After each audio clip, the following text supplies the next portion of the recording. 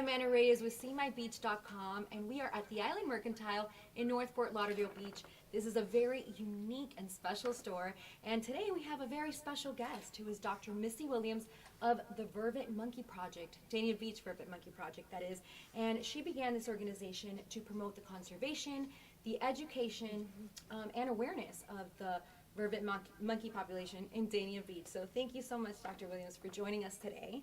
And we have a special tradition here at Live at the Island, and Dr. Missy is going to tell us a little more about that. We are excited that we have beautiful Addison here. She is going to start the clapper of the show. So for each segment that we're shooting here at Live at the Island, look for beautiful Addison starting us off tonight. Go right ahead. Let the show begin. Yay! So cute. Thank you, Addison.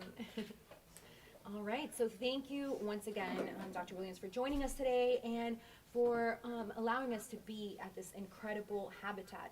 I got the chance to see the vervet monkeys on Tuesday and be invited to their habitat, and it was really so surreal and incredible to just be amongst the monkeys.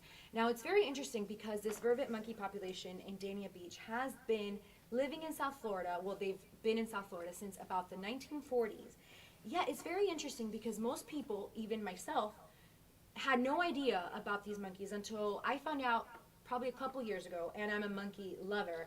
I actually did a poll on my Instagram this week where I posted and asked how many Florida natives knew about this monkey population, and about 90% of the people had no idea. Everyone was shocked, sending me messages like, I had no idea that there were monkeys here. So it's really interesting because even a monkey lover such as myself didn't find out until a few years ago. So now tell us a little more about these monkeys and how they got here. Yeah, so it's not surprising. When I do talk about the monkeys, it's the either reaction of, yes, the monkeys have been here for years, or like your viewers have said, I didn't know monkeys were here at all. It's a special treat to have them here in South Florida, despite the fact that they are considered non-native. It really is a unique opportunity, I think, for us to view wild monkeys in Florida. We don't have that. The monkeys escaped from the Dania chimp farm in the late 1940s, and a group of about 50, I was told, escaped, and they got all of them back except for 12 to 15. So the monkeys that you see out in Dania today originally are from that particular group.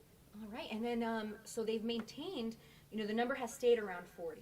Right. And tell us some of the reasons. I know one of the reasons is because, sadly, some of them don't make it due to some of the external factors, some of the elements they're exposed to, such as cars, such as some evil people that will try to take them as pets and trap them, and also some of them get electrocuted when they go on the power lines. So let's talk a little more about this and the impact on the monkey population. Right, so what's really unique about this population is that vervet monkeys are typically considered highly adaptive. So you would expect them to be able to adapt to any given environment. Long as there are sleeping trees and water, typically vervets thrive. They do well actually in urban areas. So I was surprised in 2014 to find that we only had 36 individuals, considering they've been here for almost 80 years.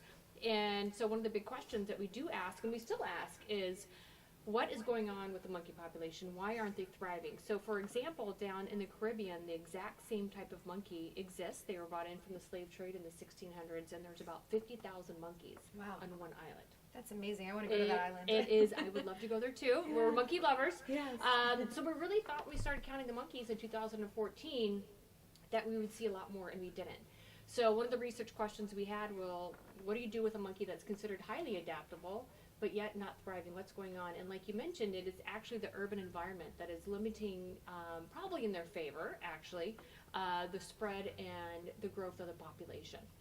All right, so now let's talk a little bit about the Vervet project, which you began in order to, for the conservation of these animals, also the education. Let's talk about how you got started working with this project, how you came up with the idea to begin the project, and how it's doing right now. So originally I was not aware of the monkeys in Florida, like some of your viewers have mentioned. I was going to go to East Africa and do some research there. And it was through a woman in the lab who mentioned that, there's monkeys by the airport. And I thought, there's no way there could be monkeys by the airport. And it turns out she was right. So I Googled and found a YouTube video of some monkeys that a tourist posted. And I went down, and sure enough, the monkeys were there.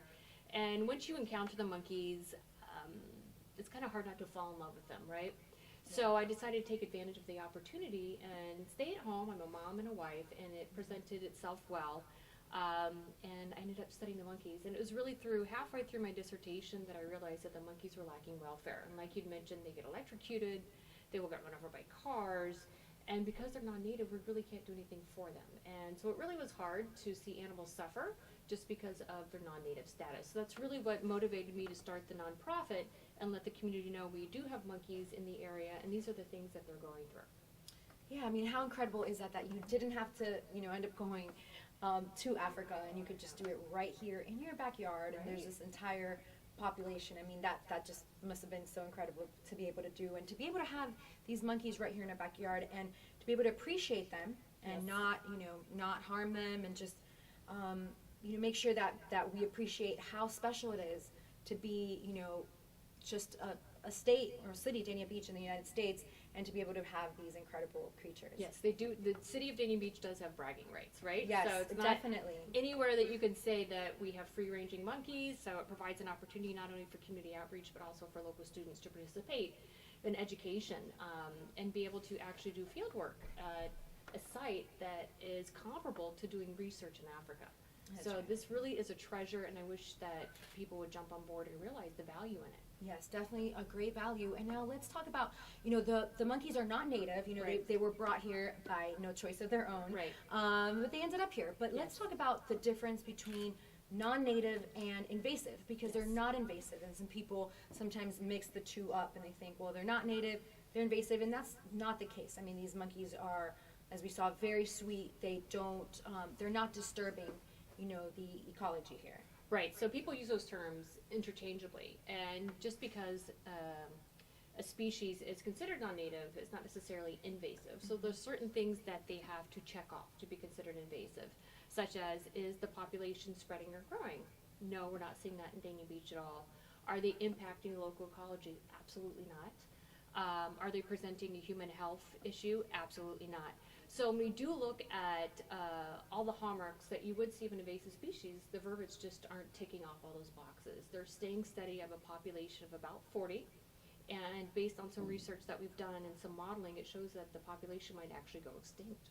Wow, that's so sad. That, yes.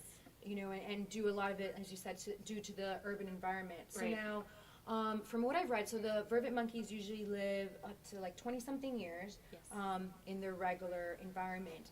How old is the oldest vervet monkey in Dania Beach, and how old is the youngest right now? Well, when you visited the other day, you got to see Cupcake. So I would say she's probably our resident senior, and although we don't have a birth date for her, but just looking at her physically, I would say she's 15 to 20 years old. She has the gray hair, and she moves a little slower. She's a little arthritic. So definitely she's an older female. And then you got to see some of the youngsters that we have. They're very playful. So we do have a few infants. It is baby season, which everybody loves. Yes. So right now we do have a few youngsters running around out there. Aw, they were so adorable. I wish I could play with the monkeys all day. But it's great to see them in there, because before this, I had seen monkeys when traveling, to other countries. And other than that, I had only seen them, in captivity, sadly.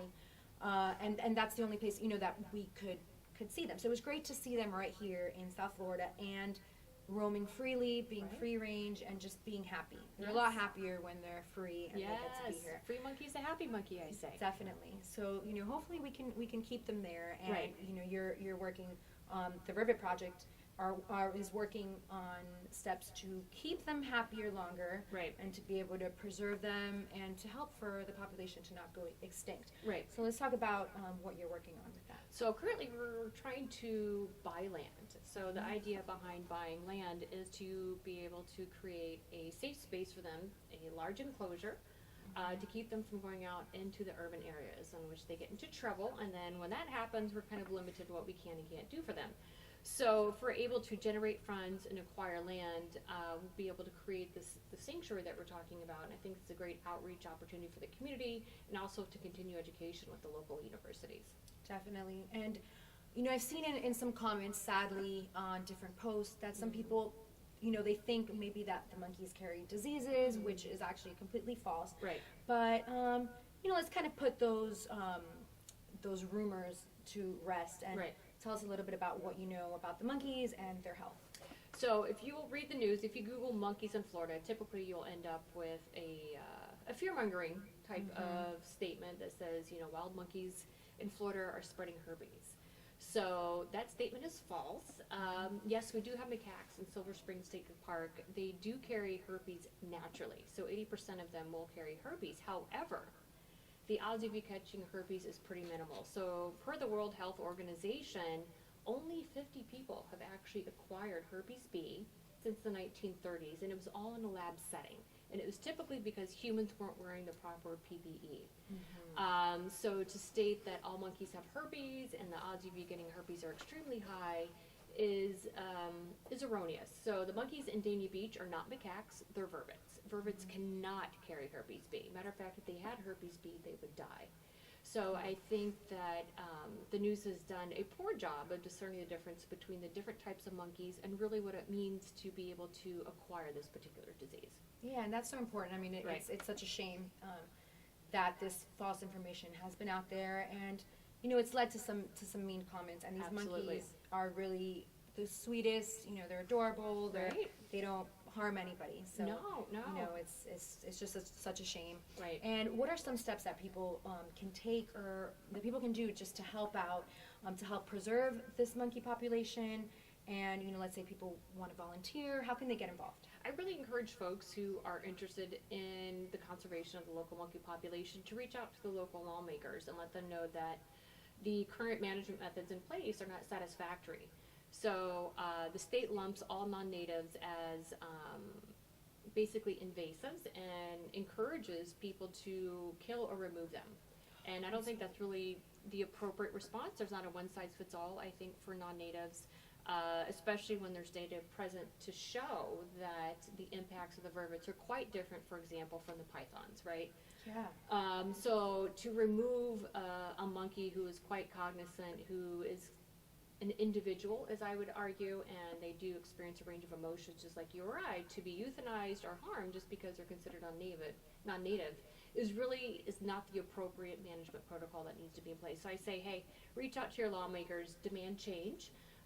Also, please donate. We really need the money to get the organization up and running. We need the land.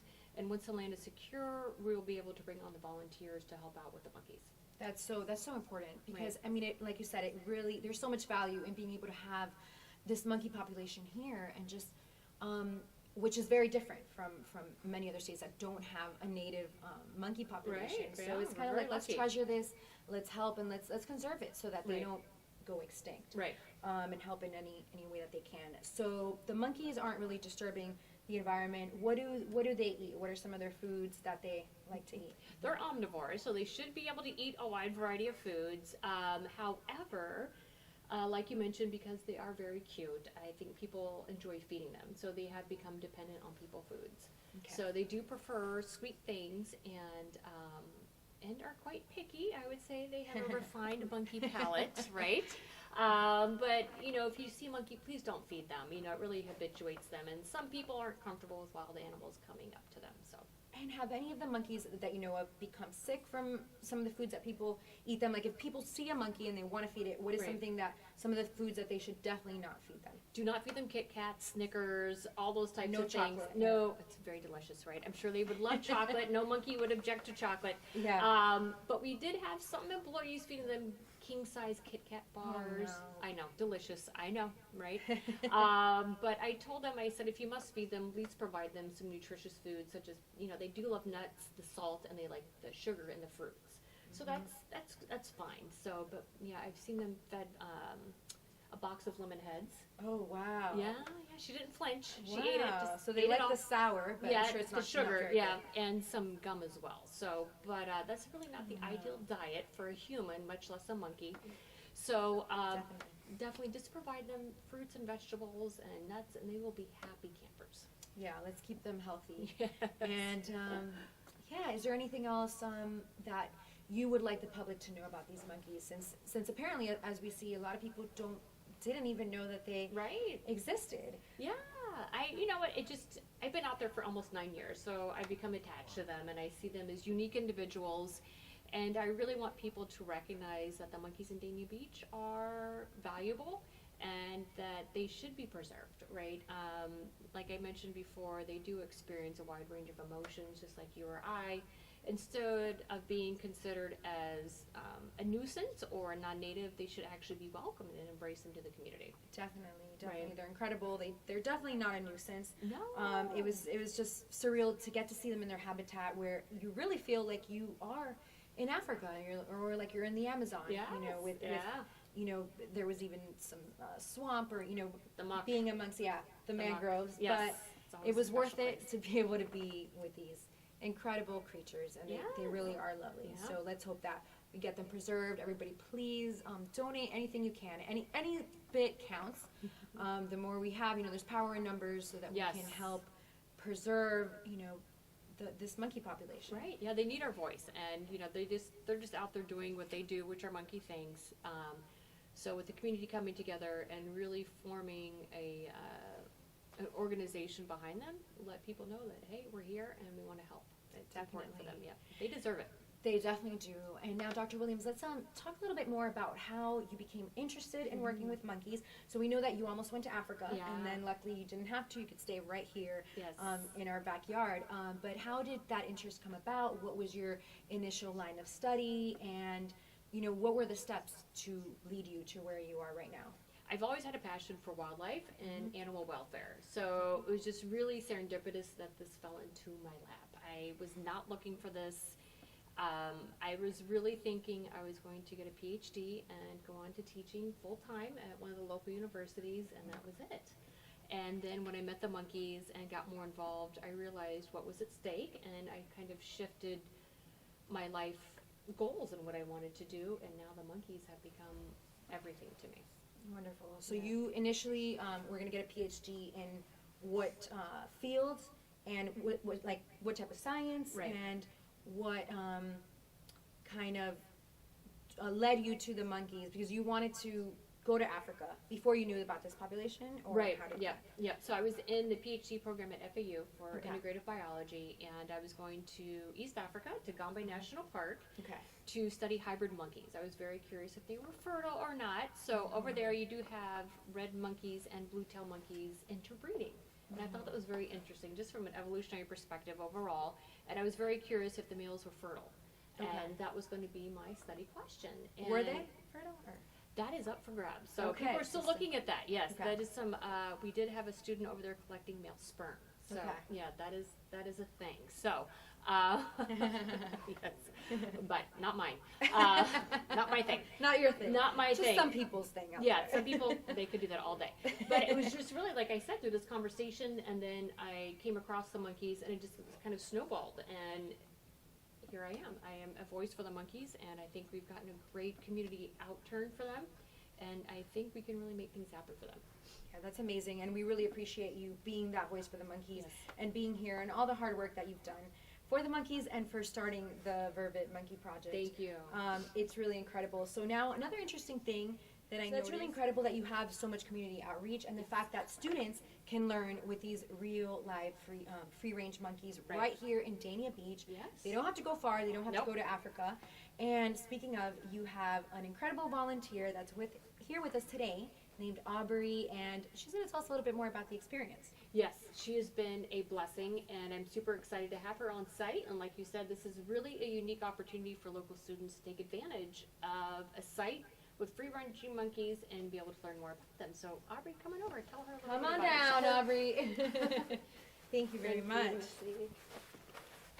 So Hello. Aubrey, great to see you again. So last we saw Aubrey was on Tuesday.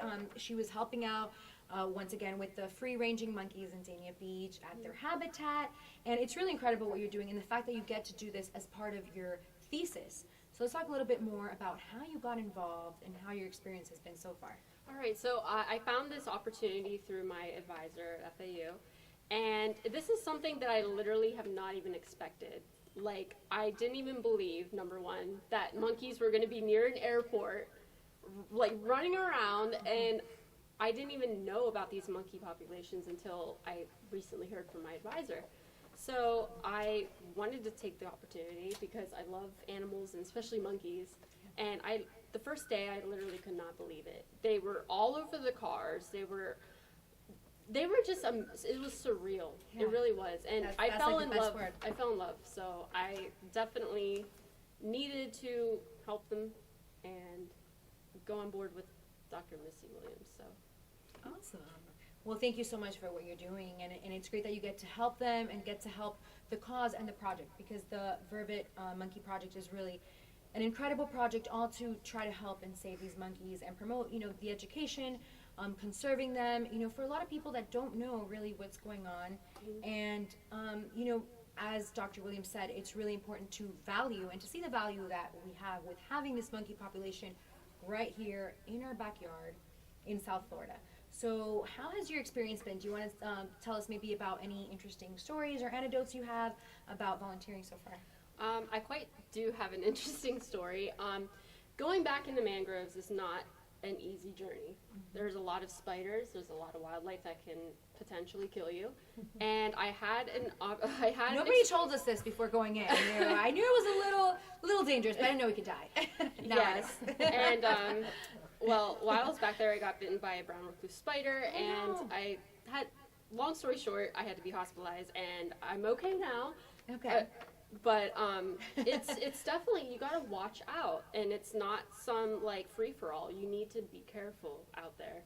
So that's the downside to being in those mangroves. But as long as you're aware of what can happen, then you're good to go. Oh, well, And I would go through it for them too. So it's worth it. It is. It's worth it, is. and that just makes your journey even more incredible, because you're literally risking your life out there. Yes. No, but now you just use a lot of bug spray, and Yes. that should kind of keep them at bay. Hopefully, Wear the yes. right boots, the right clothing, and Yes. just at the end of the day, it's all for the monkeys. It is. And we're saving and helping them. Do you have another like more lighthearted, fun, not like life-threatening story? I'm so sorry that was. We almost died. Oh, God. Well, the lighthearted part of it is it's literally have changed my life and my perspective of how animals and the urban environment can clash the way it does here, and it's very unique in that circumstance. And I feel like something needs to be done, because if it continues on this course, there's going to be problems, and Yeah. we can't have that with this population that could potentially not thrive anymore. That's within so the next sad. few years. So sad that they can go extinct. Yeah. And now I know you've learned a lot from Dr. Williams. Do you have like one thing you've learned from her that kind of stands out, or kind of like the most important or impactful thing you've learned from your time working with her? I am very happy that someone else is so dedicated to monkeys and wildlife as much as her, because honestly, if it weren't for her, I don't think there would be anybody for these guys. And it makes me feel good that at least one person can make a difference. So it's all thanks to her. So thank you. Well, thank you so much to the both of you, and I'm so glad that you found each other and that you're both so passionate about the cause and about helping this incredible vervet monkey population that we're so lucky to have here, and we're so lucky to have the both of you here working hard for that. So is there anything else you would like to say to us here today? Just do what you can for this population. I mean, we only have a certain few that can be around, so we want this population to thrive, and we don't want them going under. So if you can donate, do what you can to save them, and that would be greatly appreciated. So do your part. Yes, definitely. And just like Aubrey said, she's been volunteering for free, giving her time, giving her efforts, all to help out these monkeys. So, I mean, anything you have would really help, these monkeys stay alive and continue thriving. And, they're really not harmful at all. They're non-invasive, and they're just incredible creatures that deserve to have a happy and healthy life. So please, anything you can, go on to the website and donate. Maybe you can also volunteer, or there are several ways that you can help. So please just go to the website and, help the monkeys out, because they really need us right now. They do. Thank you so much, Aubrey. Thank and you. We look forward to seeing you again at the Habitat and continue doing everything you're doing. Of course. Thank you so Thank much. you. So now we're back with Dr. Missy Williams. Great interview with Aubrey. I mean, she really seems like an incredible volunteer. So it's great that both of you found each other. And now let's talk about how the wildlife perspective is shifting. She's a great example of that. So historically, wildlife values were from a utilitarian perspective that wildlife was there for human purpose only, human gain only. And I think we're starting to see a shift. So we're starting to see more of an emphasis on mutualism, being able to coexist with wildlife. And I think that trend is taking up. I've started seeing it from a lot of folks coming out of conservation biology programs, wildlife programs. So I'm excited that these kids will be possibly in the future making wildlife management decisions based on mutualism, understanding the fact that we have to figure out how to live with wildlife. We have to coexist peacefully, because the way that we've been doing it historically, I think, has not been done well at all. And you can look at that just at the rates of animals at risk of extinction. So I'm very excited to have folks like Aubrey here who really believe in the fact that animals are here for a purpose and it's not for human gain, and that we should really share the environment with them and do it in a really harmonious way. Yeah, definitely. Very well said. I mean, it's so important to be able to have those values and share them with people because, as you said, luckily things are getting a little better and people are learning, but it's a slow, slow process. Yes, and it is. Yeah, historically people thought, you know what, we should manage wildlife for human benefit. They are there for us to hunt and gain a benefit from it. I don't think that's working out if you look at the conservation issues that we're having today. So I think people are recognizing that nature is a benefit to us. We're very far removed from nature, and I think we're kind of making that shift back to really developing an appreciation for nature. And that looks Definitely. like, how do we live with these critters, and how do we develop an appreciation and coexist with them without hurting them? Exactly. That's so important. Yes. And now, apart from humans, do these vervet monkeys have any other predators or any other risks? We haven't noticed anything. So I've been out there for almost 9 years, and we haven't seen any predation events that involved something like a coyote or a fox. Or crocodiles, gators? Nothing. It's always humans. So it's either hit by cars, or they're electrocuted, or people do try to take them for pets. It's so sad. It is, yeah. Primates do not make good pets at all. And people who think that they do typically will end up surrendering the animal to a sanctuary when they realize it's too much to take on. I've heard of many cases like that. Yes. And and I understand because monkeys are so adorable, so people Right. think they're naturally a good pet. Right? But they're not. So, No. just take it from all the research and all the information there is out there. It's not even worth trying it out. No, They're absolutely beautiful. not. No. Yeah. They're wild, and that's how they should stay. And that's when they're the happiest, when they're thriving and the way that they should be. Right, absolutely. So I know also from when we went on Tuesday that there's like a certain like class, like order that the monkeys are in. Some are higher than the others, just like the rank. How did that happen? And is there a way for a monkey that's lower ranked to get higher ranked? Yes, so the vervet monkeys do operate on a very strict social hierarchy. So they live in multi-male, multi-female groups. So there's a high-ranking female and a high-ranking male, so they get all the good stuff in life, just like humans. And then there are the low-ranking individuals. So depending on your mom's social status, that's what you acquired when you were born, very much like humans. So they do have the opportunity to move up in social status, but it does require a little bit of finesse and a little bit of monkey politicking and maybe some physical interactions. And a lot of monkeys don't want to invest in that. So they do have the opportunity to move up, but you don't see it a lot. You don't see it a lot because No. they're normally just very peaceful and sweet monkeys. You're So right. they're just happy Neither where they is. are. Yeah. So we have low-ranking individuals, and you can see that. So we have a large group of about 16 or 17 individuals, and the higher-ranking individuals tend to go first to any of the good resources, and the lower-ranking individuals will stay on the peripheral of the group. So we'll see them come in last, and they do scan and look over their shoulders to make sure that nobody's watching them. Because they know that if they are seen taking advantage of a yummy fruit that has been left behind, that the high-ranking individuals will remind them pretty quickly of their social status. Wow, that's so interesting. It is.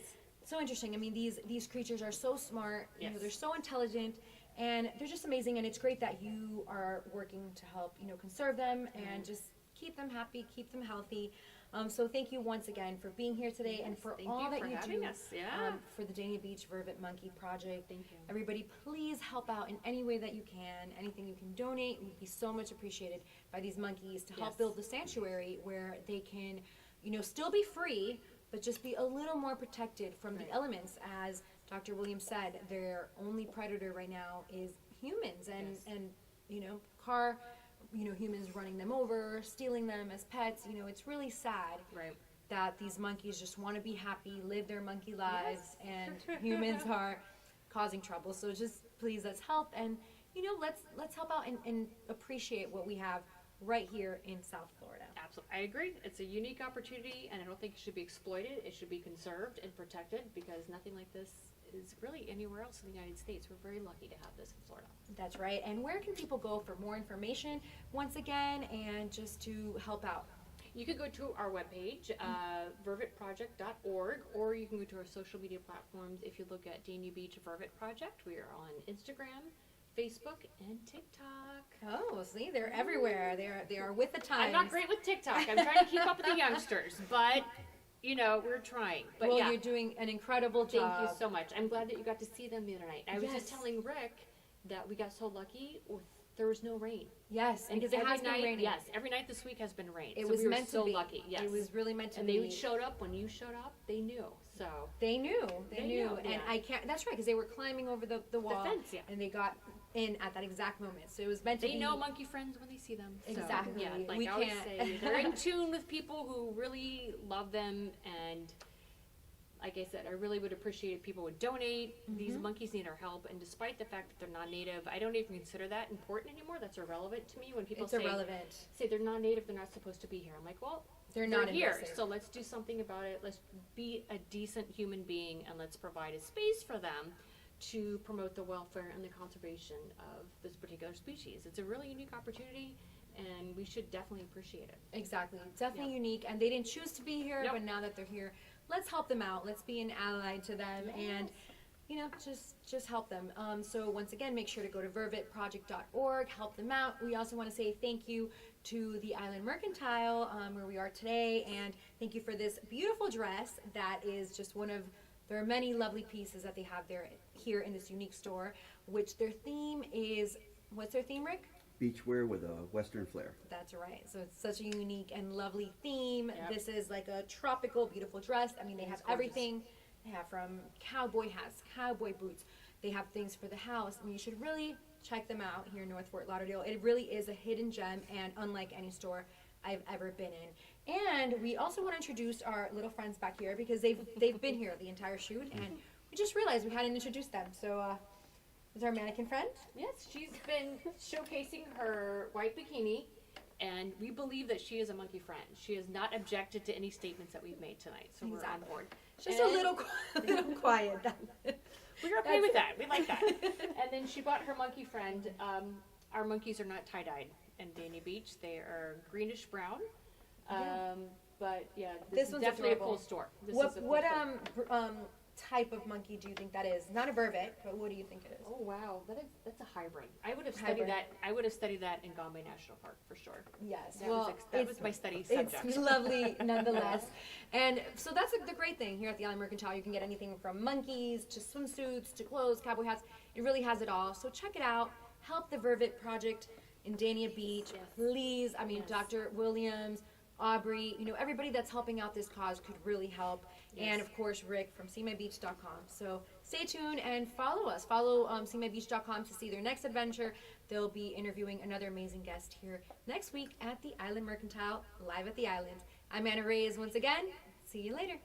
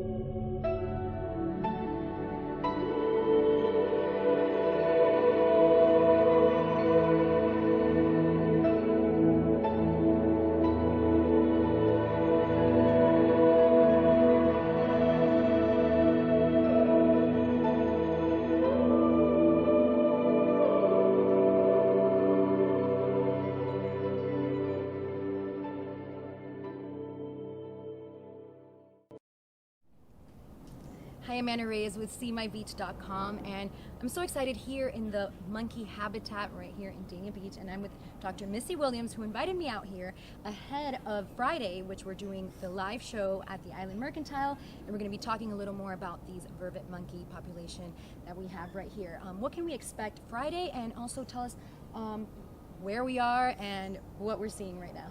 Well, thank you so much for coming out. I know it's a little bit of a rough environment, but Oh, it's so worth it. it is, right? Yeah, Yeah. you have to love the monkeys. If you don't love the monkeys, you know, you're blackballed. Yes, we love the Um, monkeys. We do love the monkeys. So we lease 12.5 acres from Park and Fly.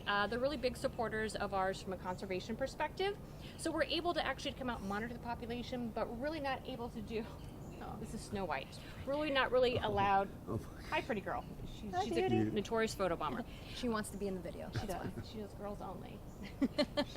But we're very limited in things that we could do for them as far as welfare. So, for example, if poor Snow White got electrocuted or she got hit by a car, we couldn't really do anything for her just because she's non-native. And it's really painful for us to come out and see an animal suffer just because they're considered non-native.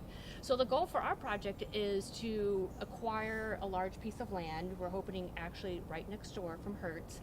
To create a sanctuary setting, large enough so they don't know that they're enclosed, but enough so they feel, free and they're safe from getting out into the urban environment and getting in trouble. Because we really feel that welfare should be priority number one for this population.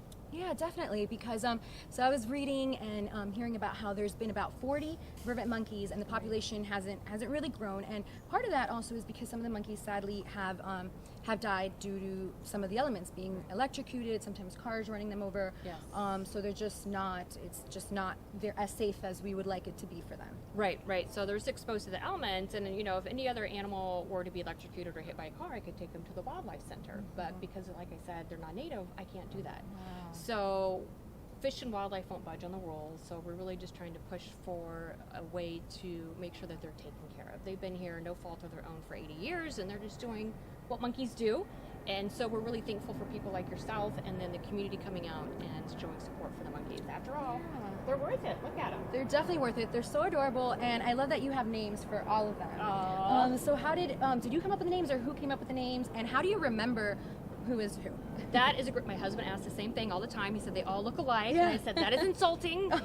Mikey will have words with you. So if you look at them, so this is Cupcake, for example. Hi, She's one of our Cupcake. older females, and a lot of them have scars that you can notice on the ears. And you can see she has like what we would call freckling, and they all have your unique pattern of freckling.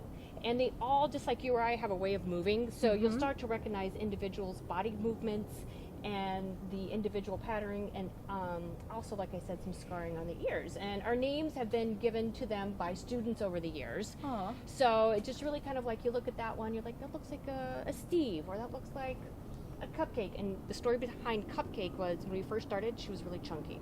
Okay. So, and she was sweet, so she's chunky Oh, well, and sweet. she's eating right now. She just grabbed a little piece of a treat down there. So how can people help keep these monkeys happy, safe, and healthy? Please promote the fact that we just talked about primates do not make good pets. And secondly, please come to our webpage, vervetproject.org, make a donation. Anything helps. We'd love to create the space to create a great environment for the monkeys, and I think it's a great opportunity for community outreach as well. Yes, indeed. Definitely help out if you can. Any little bit helps. So go to the website and make sure to join us on Friday, where we're going to talk a little bit more about these monkeys, about the habitat, about the enclosure that they're raising money for right now, and so much more. So make sure to see us Friday, 7 p.m. at the Island Mercantile in Fort Lauderdale Beach, and we'll see you then.